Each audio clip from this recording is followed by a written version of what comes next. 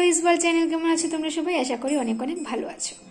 আর আজকে অনেক দিন পর নিয়ে আসলাম নতুন আরেকটা ভিডিও, কুকিংয়ের ভিডিও। তো আজকে বানাবো মটর পনির। তো আমি যেভাবে বানাবো তো সেটা তোমাদের সাথে শেয়ার করব, ঠিক আছে? তো হয়তো তোমরাও এরকম বানাও বা হয়তো বানাও না, যাই হোক। তো আমি যেভাবে বানাবো তোমাদের সাথে শেয়ার করব, ঠিক আছে? তাহলে তোমরা দেখতে থাকো। আর এই যে এইদিকে আমি বসিয়ে দিয়েছি কড়াইয়ের মধ্যে একটুখানি তেল দিয়ে, তেলটা একটু গরম হয়ে আসলেই এটার মধ্যে দিয়ে দেব একটুখানি ঘি। এইদিকে আলু, তারপর কড়াইশুঁটি, তারপর টমেটো কুচি, এগুলো ভালো করে কেটে ধুয়ে পরিষ্কার করে রেখেছি।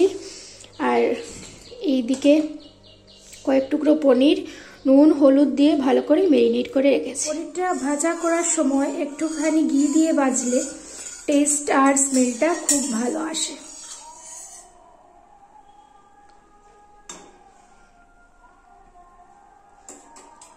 তো এটার মধ্যে দিয়ে দিচ্ছি এখন পনিরগুলো।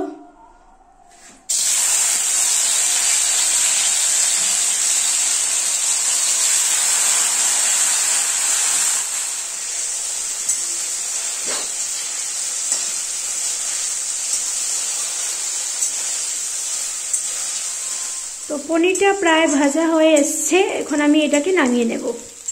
সেম কড়াইয়ের মধ্যে আমি একটু তেল দিয়ে দিয়েছি। তারপর তেলটা গরম হয়ে গেলে এটার মধ্যে দিয়ে দেব 5 ফোড়ন।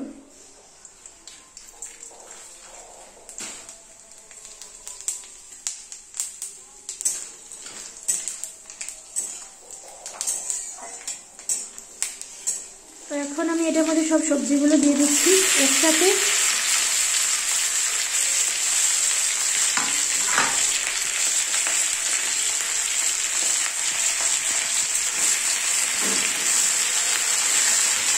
দিয়ে এটাকে কিছুক্ষণ নাড়াচাড়া করব। আর হ্যাঁ, তোমরা চাইলে এটার মধ্যে কাঁচা লঙ্কাও দিতে পারো, কিন্তু আমি দিইনি, যেহেতু আমি ফোড়নে শুকনো লঙ্কা দিয়েছি তাই আমি কাঁচা লঙ্কাটা দিইনি। তো তোমরা চাইলে দিতে পারো, ঠিক আছে? তারপর এখন আমি এটার মধ্যে দিয়ে দিচ্ছি পরিমাণ মতো নুন,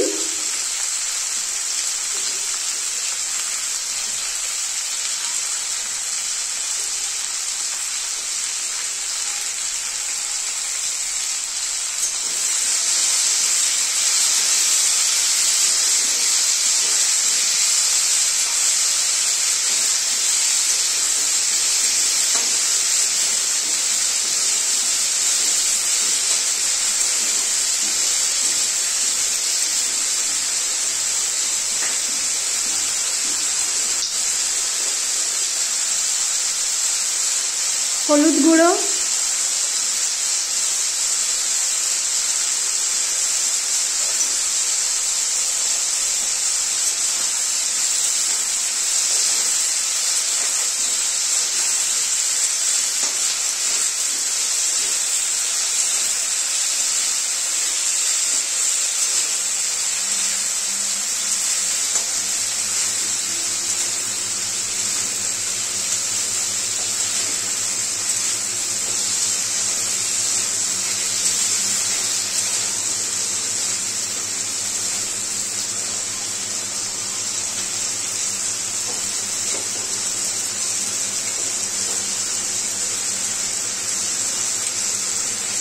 তারপর লঙ্কার গুঁড়ো।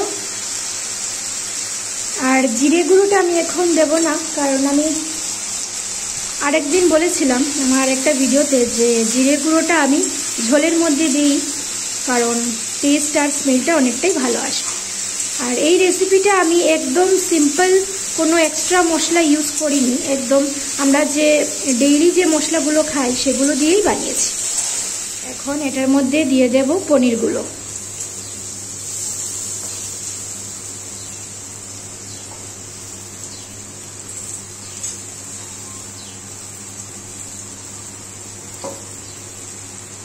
পনিরগুলো দিয়ে আবার কিছুক্ষণ নাড়াচাড়া করে তারপর সামান্য একটু জল দিয়ে দেব।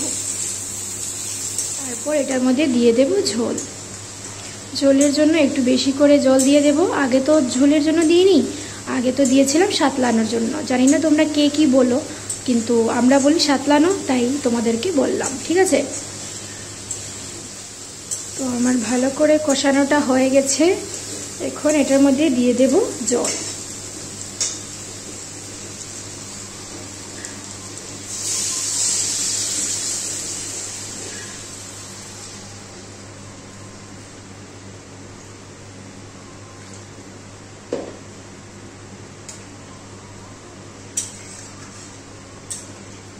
তো এবার আমি দিয়ে দেব জিরের গুঁড়ো, কারণ আমি আগেই বলেছিলাম যে আমি ঝোলের মধ্যে জিরের গুঁড়োটা দিই, কারণ টেস্ট আর স্মেলটা ভালো আসবে। আমি আগের ভিডিওতেও বলেছিলাম, এখনও আবার বলছি, তোমরা এরকম একদিন ট্রাই করে দেখো, ভালো লাগবে।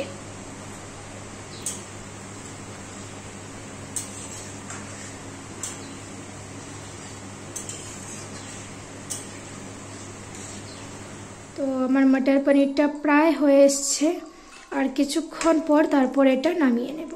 আর নামানোর আগে আমি দেব এটার মধ্যে গরম মশলা, আর তোমরা চাইলে এটার মধ্যে ধনেপাতাও দিতে পারো। আমিও ধনেপাতা দিতাম, কিন্তু ধনেপাতাটা ছিল না ঘরে, তাই গরম মশলাটা দিয়ে দেবো, ঠিক আছে। আর ঘি চাইলেও ঘিটাও দিতে পারো, কিন্তু আমি বলবো যে ঘিটা দেবে না, কারণ এতটা ঘি খাওয়া স্বাস্থ্যের পক্ষে ভালো নয়। তো এখন এটার মধ্যে দিয়ে দেব একটুখানি গরম মশলাগুলো।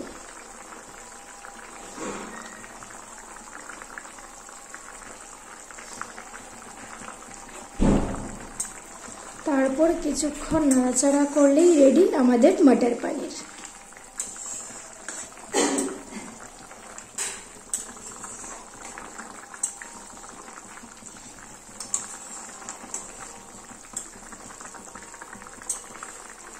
তো গাইস, আমার সিম্পল আর ইজি মটর পনির রেসিপিটা তৈরি হয়ে গেছে।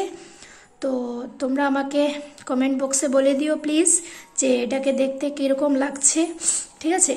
তো আজকের ভিডিওটা আমি এখানেই শেষ করছি। ভালো লাগলে লাইক শেয়ার সাবস্ক্রাইব করে দিও। Thanks for watching, tata.